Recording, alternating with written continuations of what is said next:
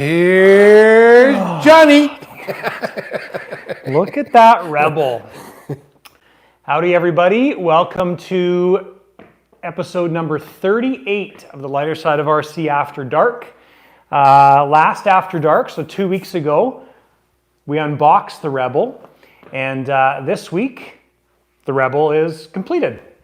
So just completed this yesterday, did the test run on it last night, and she's ready to go, ready to maiden in Tucson in about a month and a little bit, month and a week, yeah. So so that's exciting, and that's pretty much the highlight for me, anyways, of the past 2 weeks. We've been working on the Rebel. We've been working on the F-100, which is behind you. We'll take a look at it, and things are going awesome. It's a busy week coming up. We're going to down to Montana for a funeral service for Kelly. So that's happening on Tuesday. We'll be going down there on Monday. Last live we talked about that as well too. And then we're going to be in Florida. Me and Katie are going to be in Florida for Thursday, Friday, Saturday, Sunday, just having some relaxing time. So looking forward to that. When we get back from Florida, we're going to continue working on the F-100 and probably starting the F-15 third week of February. I think we'll be able to get the F-100 done in about 2 weeks, and we'll see how things go. And I think that's the update. So, welcome. If you guys have any questions, Ward's manning the camera. We got Ward here, Russell's here as well too. And no Chadwick this weekend. He's probably hiding at home because it's really cold out. It's been absolutely brutal here. Chad, it's free coffee. Chad is sitting there saying, "Hi, John." Hey, yeah, it's been terrible cold weather, so it's pretty brutal. Slowly. Yeah, like today actually feels good, and it was like minus 14 Celsius, but It's been minus 25, minus 30 this past week, so it's been terrible. The roads are really muddy. Yeah. That's pretty much it, guys. It's been good. Really excited to start on the F-15. I'll tell you though, this F-100, the video came out today, and definitely a head scratcher. It's been a really interesting project so far. So I think now, my eyes are tired. What video are we working on? 4 for the F-100? Is that what it says? Yeah, video 4 for the F-100. So today we're working on video 4. But today, the video that came out was video 2 because the dismantling video was video number 1. So we are about 2 videos ahead. So you guys will get to see some pre-progress today of where we're at as far as videos go. Video 3 was working on the back end and getting that all done. So we'll cover that tonight. And we'll also take a look at the Rebel and how it turned out. We are going to do a video on the Rebel as well too. And there's a special giveaway during the Rebel video, so you guys get the advance notice on that. But that Rebel video is going to be, so today is Saturday, the next F-100 video is Wednesday, and then the Rebel video I think will be on Saturday, a week from today. It's going to be a cool one because I did all the build on the video. Everything's really condensed, so I think it's going to be like a narrated video for 90% of it, and then this is what I'm envisioning right now. I haven't done anything with the video, and then we'll do the engine run up at the end, which was last night. We'll do that like real time and everything. So I don't know how it's going to work out. I have a vision in my head. It may be terrible. I'm just being honest. It might try be. different things. I don't know. So we'll see. But yeah, we'll see how it works out, but I'm really happy with the plane and how it worked out. So let's take a look at the Rebel Hot. It's funny, the Rebel Hot, so the orange one, just keep the camera there, Ward. The orange one that I did, which was for Lewis, so that orange one had a Chikoi 60 in it, and had the modified tank over top of the CG, and very basic setup like this one. Like that one was a 2 battery setup. that came in at 13.05 pounds. This one, I weighed it last night, 13.15 pounds. So it's almost exactly the same weight, and it's got an X95 in this. It's a bigger engine. Yeah, like 50% more output, more than 50% output. Wow. So I'm really excited to fly this, and I think it's going to be a hoot. So I'll bring you guys in. We'll take a look at this in detail, and then you can also watch the build video as well too. So the color, I think, is actually today it's looking like a really good representation. Yeah, really close. I think it might be these lights that's different. Big light up there. So we got the hatch latch done up here, and then the pitot tube is in a normal pitot tube location, so that's all like normal stuff. But there's the inside of it. Oh, or those small electrons. Yeah. So the ER30s, they're super cute. How tiny they are. I understand what you said. Yeah, like when I opened up the package last week, I was like, wow, these are actually really cool because they're just so tiny. And nice. yeah, it turned out really nice. So in this plane, it's got the exact same setup as our Rebel Classic. So one 5,000 milliamp 2-cell LiPo goes in the nose. We have half a strip of weights here, another half a strip of weight there to balance out. I think we'll probably take that strip out. I kind of envision, but yeah, as we fly, but it feels really good on the nose. So yeah, that's pretty much it. MKS 747s everywhere, our fillers right here, the hidden system. So pretty much all of our electronics is back in this area right here. So our electronics tray is actually this long. These two holes right here are for undoing the back two screws of the electronics tray.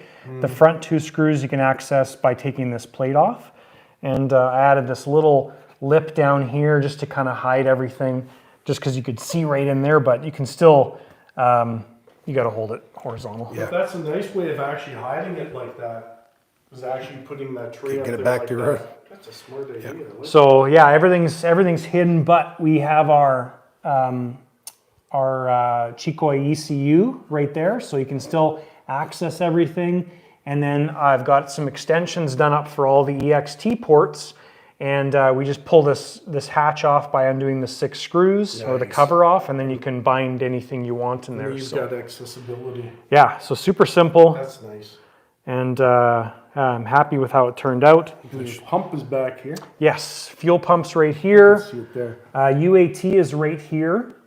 In the other model, the other hot, I put the UAT here, but our fuel tank was sitting right here, right? So, yeah, it turned out really good. And then we've got, of course, the X95 engine, the Chikoi 95 engine. But very happy with it. Dave says hello. Robert says I built a Rebel Classic. So everything's nice and tight, no play anywhere. Those servos are wicked set up for this aircraft. I love I don't know, it's probably not showing up on camera, but the metal flake is just awesome. Especially in the gray here. Yeah. It's just a little bit less than the silver, but it's beautiful. Yeah, it doesn't really show up on the camera. Yeah. No, it shows the silver, but in the sunlight, it'll be magnificent. It doesn't show the glitter. Yeah. So super cool. That turned out really good. I am very happy with how everything worked with that one. So yeah. So that's basically the Rebel Hot. She's all ready to go. Test run went well, and everything was super with it. Holds 1.8 liters of fuel, which with that engine, I think is going to be, with this engine, so this engine was in the Boomerang Lancer, and that had a 3-liter tank, and we could fly 2 rounds of 8 minutes and still land with like a third of a tank of fuel. 15, I was going to say 50. Because I remember one time we were flying in I think it was Towfield. I took it up, flew 8 minutes, and then I think it might have been Stacy that was flying it for another 8 minutes, and then we landed the plane. You still had fuel. Oh, it's still tons of fuel left. David's challenging you to a race in Tucson. Woo! So David and I were talking last night about it. He's going to have his Rebel Hot down there, but his only has a Chikoi X70. Any bets down, guys? And your bet's down. I think we know who the winner is going to be, Yeah. unfortunately. I told him to be careful of his servos because he only has little MKS HV69s in there, Sheldon not asked the 747s. Are you going to put the nose cover for grass fields on this? You know what? Good question, Sheldon. I'm not. I actually had it for this plane. I had a nice gray one to go in there. yes. But the reason I don't think we need it is because the tank takes up so much of this room. Volume. And all of the other stuff, maybe I can show you guys. All of the other stuff blocks the entire, sorry about the shaky camera. All of the other stuff blocks all of the area around the tank. So I don't think any grass is getting through there anyways, which is perfect. Dave says I got a fuel bag, so I'm a little lighter. Yeah, that's okay. That doesn't help with speed. Yeah, you need some grunt. Yeah, but he says I've got 90 momentum. versus the 70. That's true. So that is the Rebel Hot. We've got our, I flip you around here. We've got our Revic bags there, fuselage bag, wing bags, tail bags inside the fuselage bag. I haven't put it in any of that stuff yet because I was waiting for you guys to see it in the video. So anyways, awesome bag set. I like the color of purple. It's Yeah, it's classy, eh? really nice. I'm really a fan of having a fuse bag for every one of my planes now. Me So- too. You made me get one. Two, actually. We do have another cool plane coming. There's only a few of you guys on the live right now that know about this. There's only 40 on there right You now. can flip it around. Please press That would the nothing like. backwards. I think, do I have a way to show you pictures? Yes, I have a way to show you pictures. Hold on a sec. Should I show pictures of this? David, what do you think? Should I give away what's coming?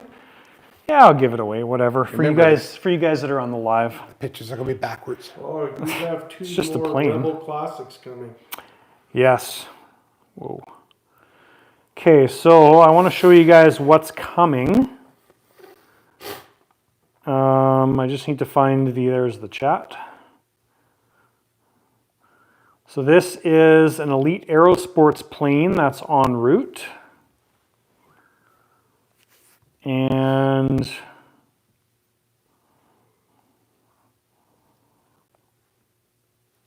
so we have one coming. It's going to have an X60 in it. There we go. So it's the Picaro 2.0 is en route. It actually should be here Tuesday. So this is a scheme that Scott came up with. And David said twin Picaros, yeah. yeah, Scott came up with the scheme and it was awesome. So anyways, it's coming. It's coming. So I think I've got a little video here I can show you guys. Nice there, from Portugal. Here we All go. the way from Portugal, wow. So this is kind of a cool, cool overview of it. Beautiful. So that's going to have the X60 in there. The plane definitely doesn't need an X60, but we've got one, so why not put it in there? So that's coming. And what else? Oh, BDX. Before we go to Tucson, I'm going to be putting my smoke system and a full lighting system into the BDX, the big BDX.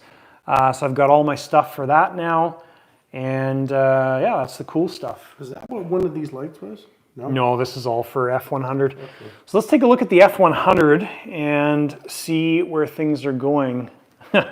Another race of the twin Picaritos coming. Yes. I think you'll win that one because you have the 195. So. Yeah. All right, so F-100 is, let's start off with the back end here. So next video is going to be all about the back end and getting this completed up to this stage. What video today? Video today was about the repairs. I think we dealt with the repairs. I can't remember. Anyways, the repairs, we had to do some repairs on the horizontal stab. Oh, okay, so we'll be even Steven on the Picaritos. So yeah, we got all the servos done here. The pipe's all finished. We've got our heat shield up top. So basically the back end of this thing is done. We've got our chute cable just sitting here. Haven't put the chute in. I'm not doing that till later. But that turned out really nice. Our repairs on the flight metal, I think, was good. And there's all the other parts for the F-100. So the real head scratcher stuff is kind of getting into all the details, right? Like originally the airlines were coming through here, the servo connections were coming through here, and thank you, Chad.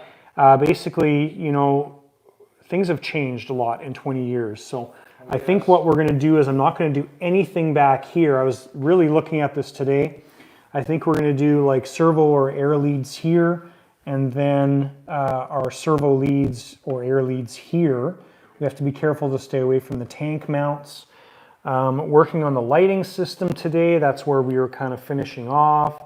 Got the gear out, pulled all of the fasteners and Velcro and stuff out of there.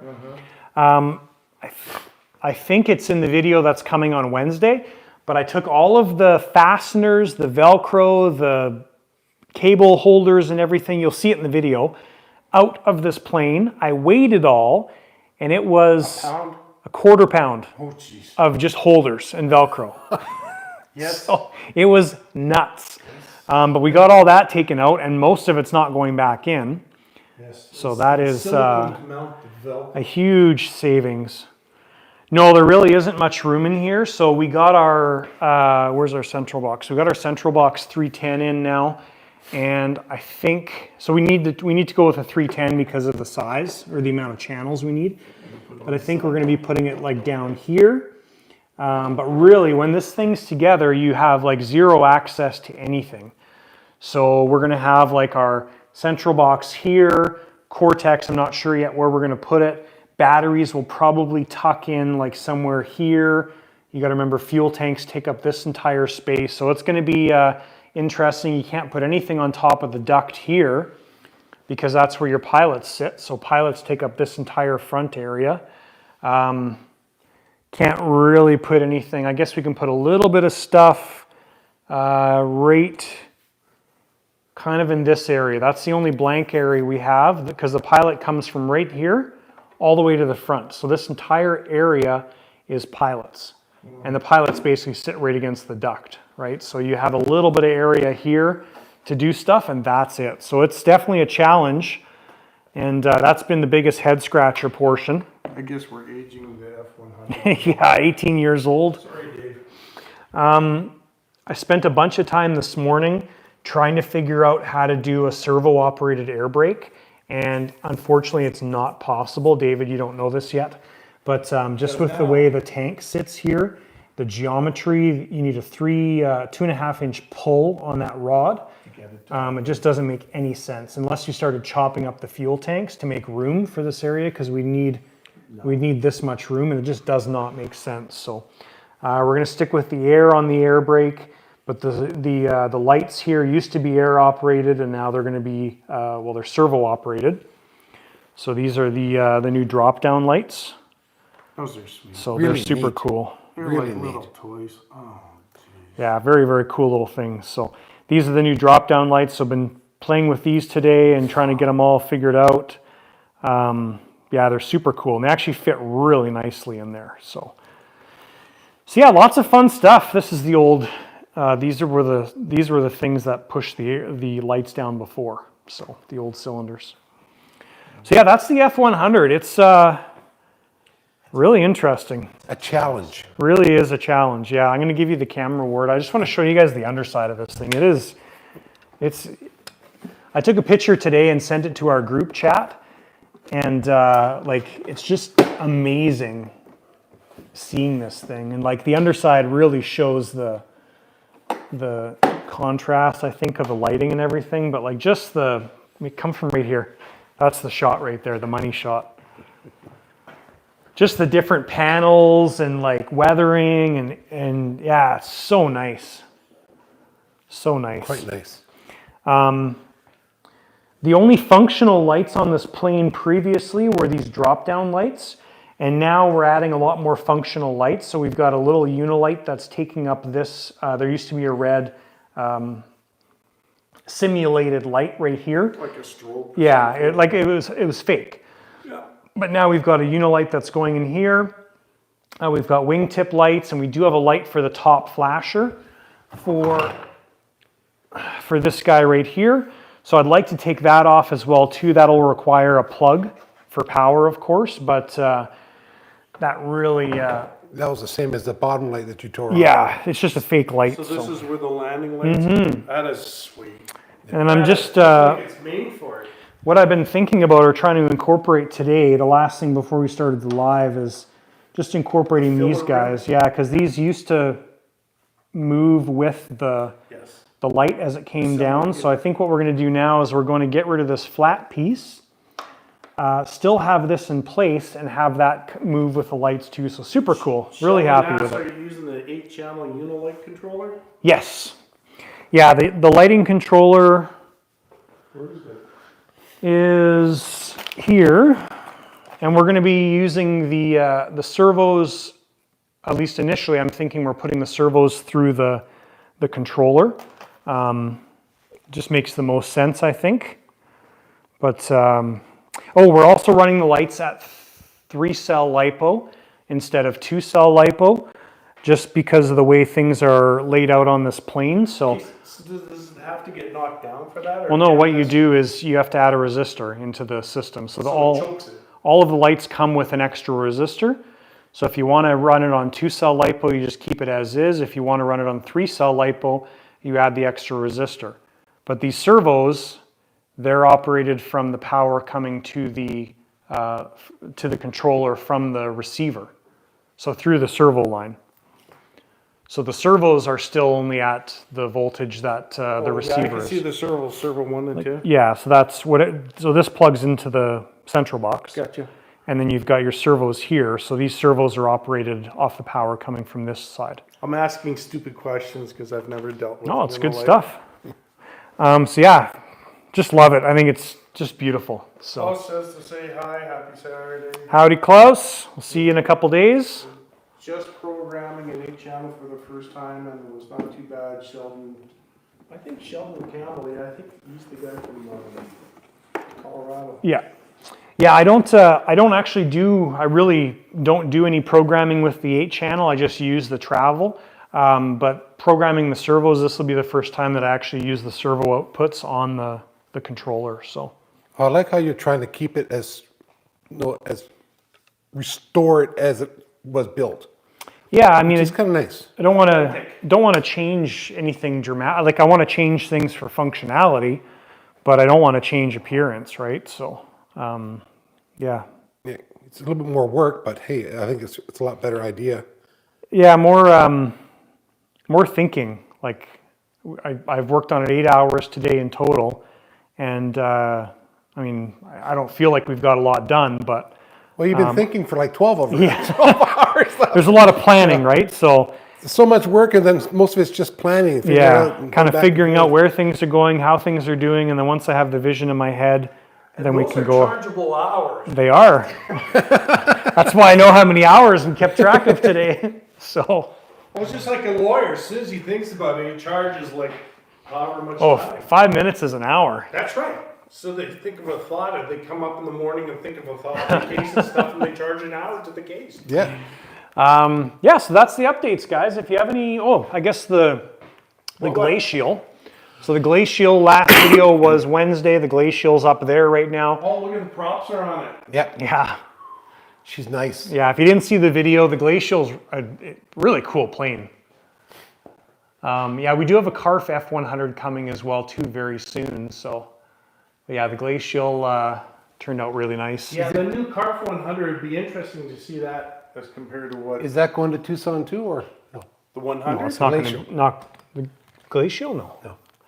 The glacial, we plan on maidening it here locally.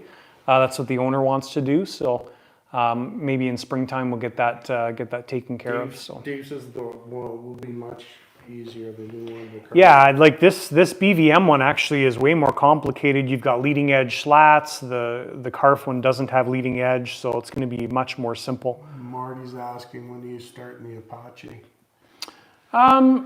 Pretty soon.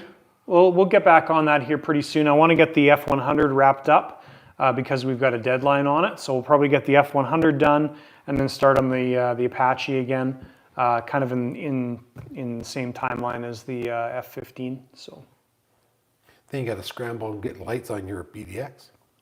yeah, that's pretty quick. So it's not complicated. No, it's just stringing lines. Well, the lights for the leading edge are because you have to cut into the wing. Oh, that's right. That's what you're doing. Oh, Yeah. Yeah, You're doing like that's the hard part.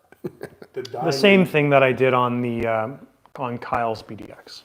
So You did that on the Huracan. That's right. You put it in the yeah. right. David says he's got to go. See you, David. Ciao. David, thank you very much. Oh, Joe's here. Howdy, Joe. 3D Joe. Joe has moderator duty again. I see. He's got the wrench on. He gets to bleep out all the. Yes, yours do look really good. I'm excited to get them on mine.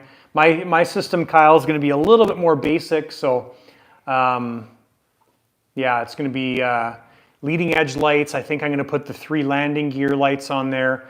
And I have some other options for wingtip lights and things. So it's going to be a bit of a mix mash of systems. Yeah. So Klaus asked yeah, I see his question. Question about the printers.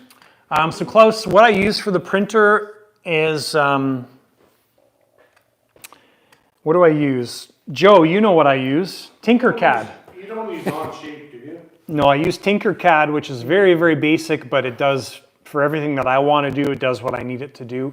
The model of bamboo printers that I have is X1 Carbons. So I now have 2 of them. Thank you, Bamboo Labs, for those. And yeah, that's what they are.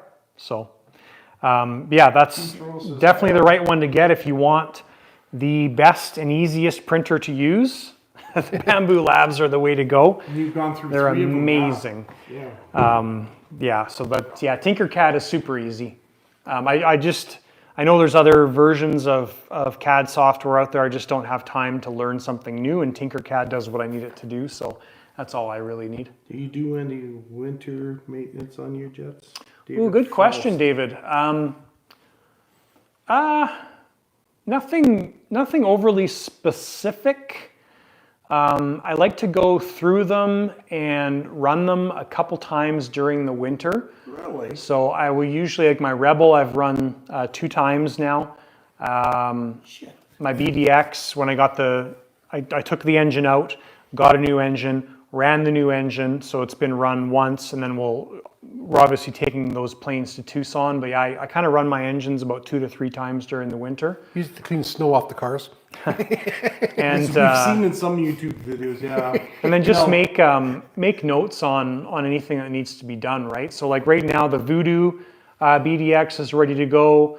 The Rebel Classic, 100% ready to go. The Atom, which we just finished not too long ago, obviously ready to go. Excuse me. My big BDX, I've got to do the smoke system change, the lighting install. So what I'll be doing with that is I will be putting the entire plane together, measuring the nose weight, because I'm going to be adding another battery in to run all that stuff. Because I've got so much nose weight in that plane already, I'm just basically taking out weight and adding a battery, which the battery will just be functional. So I just want to make sure we get the CG back to where it is because it's so perfect right now. Yeah, so not really anything specific other than just running the engines a couple times. So Yeah, just look for little things, little crevices and stuff to make sure everything's tight, nothing's loose. Actually, the Voodoo BDX, visual. I did order new rubbers for it as well too, new tires. Sorry. Oh, did you? So this is one of the planes I got from David. I flew it a bunch in California, but I think the mains are a little bit worn out. So anyways, I got new rubber for the BDX, so I'll switch those out as well too. What size are those, 70s? No, the mains are 75s, 75s? and the nose is 60, 66. Oh, that's a cute little one. 60. So Exact same as the Rebel Classic. Is there any trick to those? Do you have to heat them up in water? No, you just soft, or just you unbolt the wheels. They separate into two pieces, and you just put them on. Super simple. Yeah. I just wonder. Did I see any other questions? I thought I saw another question there. Got some point of view, maybe a Fusion 300 license as well. Who knows? Well, I'll show you guys my BDX light setup too. Gonna get one at some point. Here it comes. So thank you, Unilight. Thank you, Sal, very much for sending me the lighting kit. I totally appreciate it. And we haven't had a Unilight lighting kit on our planes for a long time. And thank you, Sal, for sending this to me. So I kind of just put a bunch of my parts in here. So this isn't the kit. So our actual kit, so we've got 3 gear strut lights. The BDX lenses and housing. That's old stuff. Beacon, yeah. These are the lights for the leading edge. And then Sal does up all my wiring harnesses the way I like them as well. So the wiring harnesses are all done up with SP06 switches. So, and he includes all the instructions as well too, which is phenomenal. Okay, I'll bring it down for you. This Venom There guy you go. asked, does anybody make a Harrier jump jet in good scale? Not that I know. Not for turbine, no. No. So yeah, here's the wing wiring. So these wing wires plug into the main harness. And then the main harness is kind of neat because he does it, like I said, the way I like it. So 10 amp peak. That's neat. So yeah, here's the main harness. I undid this. It was all packaged in a nice bundle. So you've got the gear lights here. The gear lights are all regulated down with the Castle Creations. The SP06. So this is going to turn the gear lights on and off. So for example, we can plug this into our gear controller. When you do gear down, these lights turn on. So the SP06 switch turns on. And then this is all the other lights, which is controlled by another SP06 switch. So this is your master lights. So power comes in here, so 3-cell LiPo, and then you've got your right wing, left wing setup. So this harness here actually plugs into those two right there. It goes to the areas. That goes to the leading edge lights. So yeah, lots of beautiful stuff. And then our housings. Nice and clean too, really clean. So there's our housings for the BDX. So that's the leading edge lenses, and then the housings for the cutouts. Well, Sky Candy is a lot more, I would say, more plug and play kind of Yeah. way it is. And then the gear lights. So there's 3 gear lights in there. Unilight is more Just programming. pieces. Yeah. And then Oh, he gave you a the other thing, and this was covered in the BDX video, but this shows you exactly how to take this piece of paper and do your cutouts for the leading edge. Positioning. So you line this up there and against the aileron, and it's got the cutout right here. So you cut the shape out of the paper and it gets everything lined up perfectly. So thank you, Sal. I appreciate that. So yeah, that's what we'll be putting on the BDX. I'm excited for that because it's been a while. And here you said when you first got, we're concerned about lights. But it's kind of nice. Well, he hasn't had it's been since Well, it's been a lot of, he hasn't had a lot of planes with lights anymore. No, since the, what was it? The tuna, I call it the tuna. The one that had lights on it. Well, the Dart had it, or the Diamond. I Sorry. don't like talking about it. It says there. Yeah. Yeah. So that's basically, well, that all came from the maintenance question. Yeah, Yeah. that stemmed all from maintenance. And Good went question. Good question. out. And then he asked about the Hunter, and nobody, not that we're aware of. There could be someone out there making a Hunter, a Yeah. Harrier Hunter. Kyle, I'm sorry, I'm reading the comments on Russell's phone here. My phone.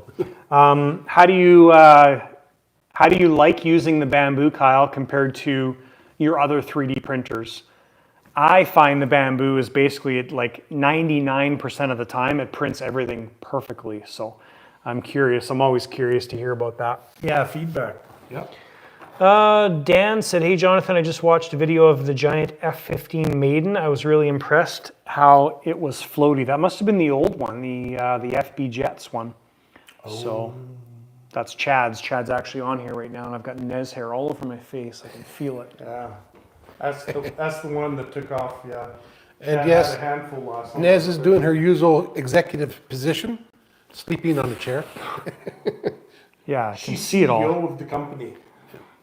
Well, she gives approval. She makes sure that Jonathan does it right. She gets the paw approval.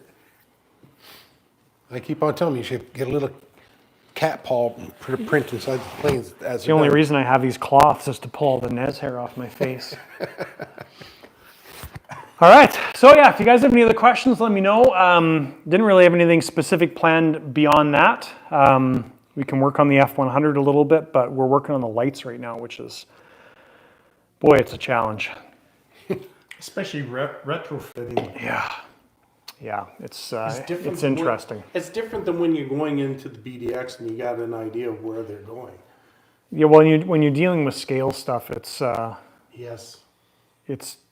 I mean, in general, it's pretty easy, but with the servo actuated lights, like the last plane I did with the servos on, the servo drop down lights were was the MiG 17, that. yeah. And that's the smallest, cutest servo I've ever seen. So Kyle, he said so much faster and just works. Yeah, exactly. So the Ultimaker S5 is a crapshoot on whether it works or not. Bamboo is also more capable and less than half the cost. Yeah, for sure. And you guys have the E version, which is like the industrial version, I think, is what that stands for. Yeah, they would. Oh, the XXL RC on RC Chasers channel. Yeah. It should be the 15. Should be phenomenal.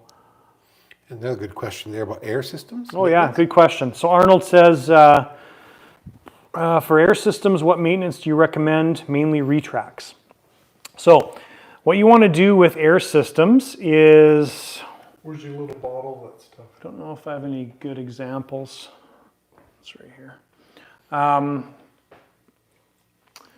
So on the air systems, what you want to do is it's going to depend on the filler valve or filler system that you're using, but you want to put a couple drops of silicone oil in your filler port a couple times a year is the way we do it. So with the Robart fillers, which is looks like a bicycle tire, it's a Schrader valve type thing. That's what we used to use, and you could take this and you could put 3 or 4 drops in there. Hook your filler up, add some air, put 3 or 4 more drops, whatever fits in the valve, add some more air, and that's pretty much what I suggest doing a couple times a year, beginning of season, end of season. And what that does is that silicone oil just floats around your system and seals up your O-rings. With the BVM valves, just stay there, I'll grab a valve and come back. So we're not earthquaking everybody. Oh. So in those, they actually use a rubber seal, not like a batting. On which one? In the air valves. Well, it depends on the air valve design. This one's got a flapper. So here's your BVM valve, which is pretty much what we use now. So this one's obviously a little bit more difficult to add oil to because you can't really get oil in there. So what generally I would suggest doing with this is take a piece of airline. I don't even know if I have a piece of airline. Yep. So you take a piece of airline and you want to get some oil, some silicone oil, inside the airline. You can then go like this. You have to be a little bit creative and then hook your pump up to here. Basically what you're doing is getting this inside your air system. To keep it lubricated, yeah. Yes. So, and that's with the BVM that we're working on here. So this plane hasn't done anything in 15 to 18 years. So all of our cylinders, gear cylinders and everything, what I'm doing now is taking our airlines off, and as we cycle this, putting 1 to 2 drops on the nipple, and same thing on the other side, and that just gets the silicone oil in the actual units and helps seal up the O-rings and condition everything. So it's a tight fit. And you feel the difference too because it starts going right away, yeah. really smooth. And this really isn't anything special. This is just shock oil for RC cars. So get some 30 weight, 50 weight, 80 weight, doesn't matter what it is. And that's what this is. I think I've got another bottle here. This is another container that I use. Just it's got the thing already on there, right? So, but yeah, that's for air systems. It's really all you need to do. I've had planes when I first started flying that had air systems, and I would do that on a regular basis, and they were just like trouble-free until the plane crashed. So, or till I sold it. That's better. Yeah, Yeah, that's a better thing to say. Not until it crashed. Just well, it happens. until you sold it. Cecil might know something about that. Yeah. So, Tutor. yeah, the professional engineer model. That's what it is. Really? Do you actually make it professional? Yeah, Bamboo X1 CE or whatever it's called. It's probably got even a bigger printing area then too on the inside. Well, I think some of it also has to do, no, it's the same dimensions, I believe, but some of it has to do with whether it's hooked up to the internet or not. Oh, so this door. I think so, yeah. So like this one, when I print something, I could take the SD card and do it that way, but if I print something from my computer, Right. it goes to The Wi-Fi and back. it goes to La La Land, to Bamboo's server, And then it comes and then comes down to my printer, right? Yeah. See, on the creation ones we have, it's just SD card. I just showed it. Yeah. Or my son does. Yeah. I just watch in awe. Rekitted is what I call it. Yes, rekitted. Rekitted and maintained. Mm-hmm. I think that's really important, especially like on the air systems, like the new ones, because we had a friend who actually had he had issues with his air system because he didn't lubricate it. Mm-hmm. And as soon as you told him about that, all of a sudden the troubles and the leaks started to disappear on him. Yes, that's what Okay? happens. I'm The sure. names drop, but I'm sure all the lines stuff that start getting hard over age. And Well, the O-rings do, right? no, this Yeah, is a dried this is out. a brand new system, right? Yeah. So from the factory, and Yeah, they don't- even brand new. It's like when Yeah. we do a brand new Skymaster plane, what I just showed you on those little valves on these guys, it's exactly the same on a brand new plane. So we'll take all of those Skymaster valves apart and put a couple drops of oil in there. But what I found on what was the last one that I built? I just remember the air one. This guy. Oh, the F4. Yeah, the F4, wasn't it? F4 for Frode. The last one that I built, when I took the airline off and squeezed those valves, they actually had a little bit of a silicone oil that came out of the valve or the air cylinder. So Nice to see. I don't know if they're always pre-lubing those, but that's something we do on new aircraft as well too.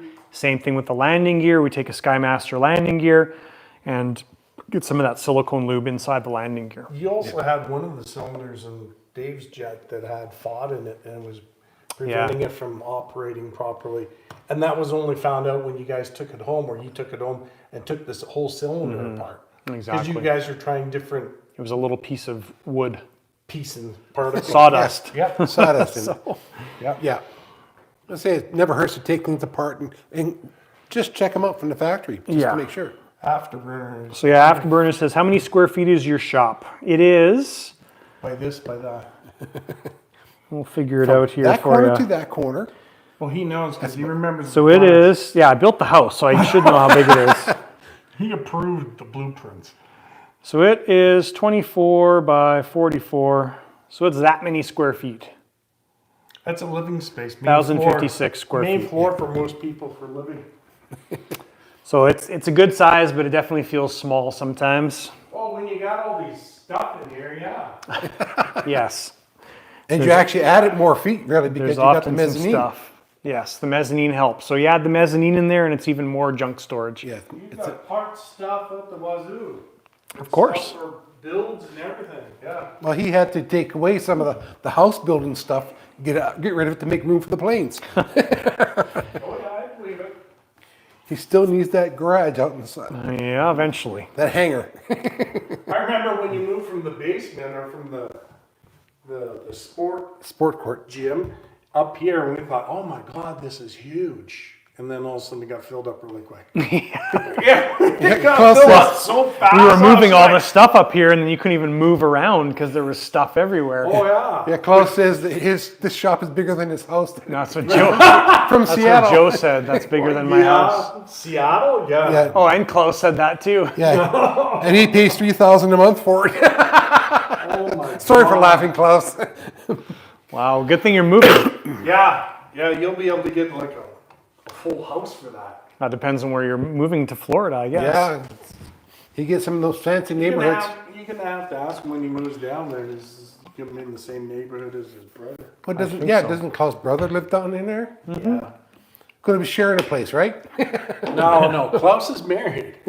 Yeah, so tell the brother to go live in the basement. No, there's no basement in Florida. Jeepers, man. Yeah, unless you want to be underwater. There's water in ya. I know. What do you expect from a state that's swamp? Moving into a 1,500 square foot house for $2,800. Nice, saving $200 a month. That's good jet funds. Yeah. Also changed the fittings on the tank too. This is more F-100 stuff. So Okay, sorry, Klaus. The, Engaged. Yeah. I was bugging you. here was the original. This is really funny. A little higher. Yeah. Here's the original clunk line, and can you imagine that they used an Olympus with this plane? And this is like smaller than 6 mil. Like here's 6 millimeter Festo line. Looks like silicone This is, line. it feels like it, but it's BVM clunk line. But this is tiny stuff. So like Compared to what we crazy, absolutely I crazy. couldn't get so. the full power of that engine because it's just been choked for fuel. I don't know. So yeah, we've got a BV or a DreamWorks high flow clunk line on here, and then a vent line here as well. So yeah, those were an interesting thing to get out, but we were able to get them out. So that's going to be the tank setup. We're also modifying how these tanks are going to be set up too. So this is going to be done in series versus done in parallel before. So previously there was a tiny little hopper tank sitting right here, and Yeah, okay. and basically those tanks fed into the hopper tank fed into the UAT. So what we're going to do now is if the UAT is sitting here, you fill up the UAT, that's going to fill up this tank, comes out the vent, goes to this tank, fills up the tank, comes out the vent, and goes outside the plane. So as you're pulling fuel, this side will drain first. So if you get air sucking into this side, you're going to end up with air in here, but you're not going to be starving the fuel system. So just a nice modification for this plane. And because these are sitting so close to the center line of the aircraft, like that's how they're sitting right there. You could have one tank full, one tank empty, and it's not going to make any difference. So Show them the gear, how you cleaned it. yeah, here's the nose gear. It was pretty nasty. It wasn't really working very well. And so this is one of those things too that we did with the silicone oil. So basically got this all cleaned up and pulled the line off the air cylinder here. And then so all I did was, if you think about the way this is moving, as this gear is moving this direction, it's sucking air in this side. As it's moving this direction, the plunger is moving like this, sucking air in this side. So all I do is hold the bottle up here and move the gear. And as I'm moving the gear, I'm putting 1 or 2 drops inside that nipple. It's sucking it in. Do the exact same thing the opposite way. And then put a couple drops on the shaft to get the O-ring that's sitting right here.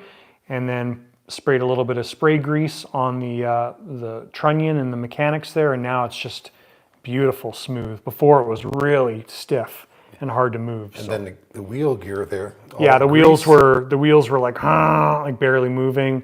Grease in here, you couldn't even compress the nose, so it's all Maintenance. all moving nicely now. So Replacing the old with the new. But you got rid of the feather that was in it. yeah, there was a weird feather stuck in there. Yeah, a bird feather of some sort stuck in the gear. And I'm looking at it going, oh, that's weird. Yeah. There's So a that's, story behind the Yeah, maybe when he was flying the plane, it took out a bird in flight. Who knows? so yeah, that's another thing that we did that I forgot about.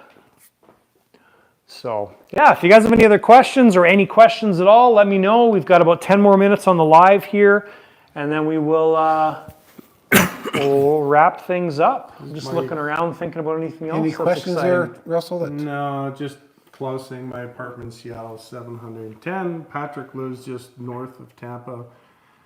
I'll be living east of Tampa in the suburb of Brandon. As soon as you say that, I think of Manitoba. Yeah, exactly. See, Tampa's on the Gulf side, so okay. Yeah, I got you. how close to Disney World or Disneyland? Or is it And Disneyland? Universal, no, it's on the other side. Oh. Those are on the other Like side. Orlando Cape Canaveral. area. Yes, Orlando. Yeah. Well, at least We you plan on going down there. because is soon. it Disney World or Disneyland? World, Disney World down World there. in Yeah. there, and Disneyland is in the California. Yeah. original. Yeah. Yeah. Good jet talk. Yeah. Oh, I'm going to show you guys the pipe too for the F-100, because that's a really big part of this next video as well. Explained a lot of damage on the elevator. Arnold Clavin. 60 minutes to Orlando, close. Nice. So very different setup with the pipe. So previously the pipe was set up, if you guys watch the I don't know why I can't think of that, dismantling video, the inner pipe came out of the outer pipe, and this setup though, Scott Marr from Elite Aerosports made this pipe. And so basically this is all one piece now. So the outer wall is connected to the inner wall with these tabs.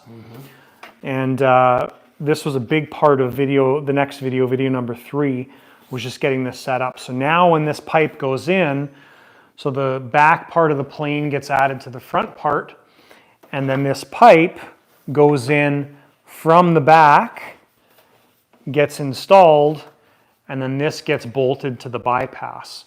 So quite a different setup, but was totally needed to have a better pipe setup. We talk a lot about in the next video why this is a better pipe setup and how we're eliminating a whole bunch of weight out of this plane. So if you watch the dismantling video, we pulled an entire bag of ceramic blanket, which we're not using.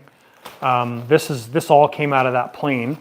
Weight-wise, it's not that heavy, like probably 100 grams maybe. It's just bulky. Just a lot, right? So we're going to have a lot better airflow this time through the pipe and through the whole back end and everything. So it should be a lot better and should work a lot better The other too. pipe was slightly burnt too, wasn't it? You've also Yeah. done your own kind of heat shield in here too. A little bit on the rudder servo because you've got a nylon arm. Yes, and you wind up your gun that Yeah, from getting so- too hot. And Yeah, and the pipe sits about an inch away from that servo, so just minimizing that. And we did, so yeah, that's the only heat shielding we did was up top, and then over the chute thing in the back there. Everything else has lots of space. So as long as we have that air moving through the pipe properly, which it will now, and we'll explain that more in the next video. And it looks like you get longer shielding the double wall further up than the old No, one. that's all the same. The dimensions are actually the same. So Okay. this pipe dimension-wise is exactly the same as the previous one. Just the design's a little bit different. So Yeah, as long as it keeps it cooler, because like I say, the other one's just burnt. Sheldon was asking, did you see the video I sent you of the hovering jet that the aileron Yeah. is working? yes, thank you, Sheldon, for that. I did get your email. I didn't reply to you, but I thank you for that. That's awesome. I'm excited to try the hovering stuff. I'm nervous, but it's going Damn to be right. interesting. That's damn right. Just Definitely to go 3 mistakes high and do the vectored thrust thing first and have a bit of fun with it. sticking your toe into the deep shark tank. Exactly. These But, people gonna go good or? Lior released a video, I think today, of his 5th flight on the Atom. And vectoring? yeah, with vectoring. So he had a King Tech 180 in his, and it took off in like 30 feet. And it looked like he was having a blast. I think video 5, I watched it today. Yeah, he did a lot of vectored thrust stuff on there. So it looks really good. I think it'll be really, really good. It'll be a good performing airplane with that 190 as well. So Final thought for me, if you ever want to get a desk with a 5-axis CNC machine, Makes a small access mill. They're awesome. The company is owned by Montana State grads. He's talking about a Just five reading the axis comments here. CNC machine. Holy shit! Well, he knows about this because that's Yeah, Pocket NC. I think I was checking out their website not too long ago. What did Chad say? It will be fun. Yes, it will be fun. Chad's talking about vectored thrust. Yeah. yeah. I was. I think that's the company that I was looking at their CNC stuff. So That would be interesting. yeah, it's pretty compact. It's pretty interesting. Really? Yeah, it's like the size. Well, it's bigger this way, but it looks like a laser cutter, like the size of my laser cutter, and it's got the bath in the bottom and all that stuff. It's really cool. It's a neat little rabbit hole to go down. Yeah, yeah. So that'll be fun, I think. Interesting to check that out. We'll see how that progresses. Oh yeah, I could. You can do some cool stuff with that. Oh yeah, so you can make parts. I'm just thinking you can make parts. Yeah, then you need full CAD software. Yeah, I never thought of that. Yeah, that's the downside. That's It's where they like hook you. you got to learn a lot of stuff to make that work. They're not liquid cooled. Okay.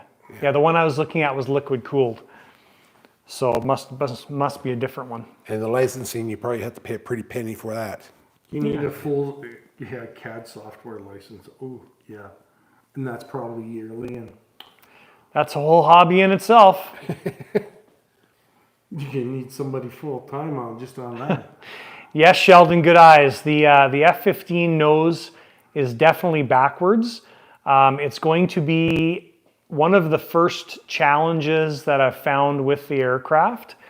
Well, actually, so let me change that a little bit. This is a different design than what Skymaster does on most of their It planes. should be turned around, shouldn't it? So normally, there we go. It should be. So normally, like you're thinking the gear is backwards, but the way they've designed this is actually really intuitive because the shaft goes all the way up to the top and then the servo mounts to the shaft. So right now the servo arm's actually moving.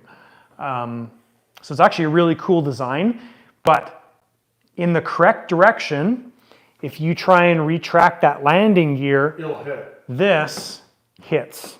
So we have to do a little bit of clearance opening and stuff. This way, it retracts perfectly. So I think they put it this way because it fits in the plane really easily. This way, which we have to make it work that way, is going to be a challenge. It won't actually probably do the same way. It'll absorb the bumps a little bit more that way. Well, Progressively as you come over it. I don't know. yeah, I mean, scale-wise though, that's the way it's supposed Yeah, it's to be. supposed Right? to. So, Good and this eye. has so much movement. Yeah, good eye, totally. Man, he's part of the club now. Get me in trouble. I'll go smoke. Eagle Eye Sheldon. Yeah, I'm joining the great. What? Here. What? They're chatting away. You guys are going crazy. Yeah, we have Joe for that, exactly. Oh. Klaus said Fusion 360 license is $8.99 a year. That's not bad. Chad says we have Joe for that, for all the designing, exactly. Yeah. Yeah, that's it. We'll send it up there and then he can do it. Jeremy, welcome, even though you're late. Yeah. Welcome. Yes, the F-100 is very much underway. Arnold says Autodesk sucks now, subscription-based, $3K a year for architectural. Whoa. Wow. Just finished watching the second episode of it. Cool. Thank you for watching. Yeah. The F-100 is going together well. The next video on Wednesday is all the back end stuff, which we kind of talked about. So, yeah. I think that's it. Yeah. We're coming up on the 1 hour, guys. So, any final thoughts or comments or questions, let me know. Otherwise, we will be, let's see what the schedule looks like. Yeah. For, schedule coming up. I'm curious if we will be on live schedule while we're down in Tucson. So today is what? The 8th? Yes. Yep. So the 22nd of February is the next one. I won't And then be the 8th of March is the next one. I won't And be then the here. 22nd is the next one. The 22nd, we will be Down there. still there flying that day. So we'll see what happens. We might do a live from the field again. that last I year think I live. did it from, yeah. We did a small live. Yeah, you want about a half an hour. Yeah, we'll see how things work out. So, are the intakes on the F-15 functional? On this one, no. I can't remember the guy's name. He's on. I see him on Facebook. He's building some functional intakes on his. Oh, yeah, to reduce the airflow coming in. Yeah. Right. So no, they're not functional, and no, we're not making them functional. So. David? No, Thanks. All right, guys. So that's everything for the live. Thank you so much for tuning in. Always enjoy this. It's tons of fun. And that's it. So we'll see you in 2 weeks. See you in 2 weeks. And probably in 2 weeks, my vision is we will be done the F-100 and we'll be starting on the F-15. That's my vision. We'll see what happens. So we'll see you guys in 2 weeks or on the regular channel. And I'll see you guys in about 8 weeks. Oh, 4 weeks for me. All right, take care. Bye. Have a night. Good night. And where are you here?